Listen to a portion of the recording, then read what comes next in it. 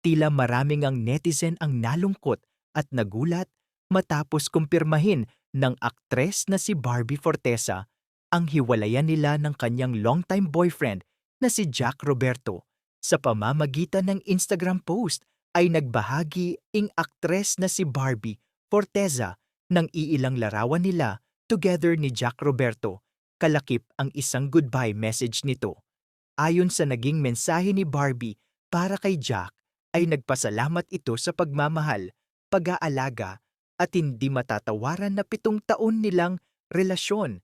Hindi naman nabanggit ni Barbie Fortesa ang dahilan ng kanilang hiwalayan at kung may third party nga bang involved.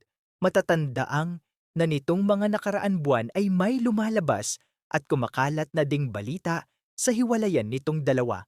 At ngayon yan nga, kinumpirma na ito mismo ng aktres na si Barbie sa publiko. Marami namang netizen ing nalungkot dahil isa o nga umano ang Jack Beast sa hinahangaan nilang showbiz couple. Sa pahayag din Barbie sa isang video niya na siya ay talagang nalulungkot dahil may namimiss siya umanong isang tao at ito ay lumalayo na sa kanya. Narito naman ang naging captions ni Barbie sa kanyang Instagram post, "Don't cry because it's over."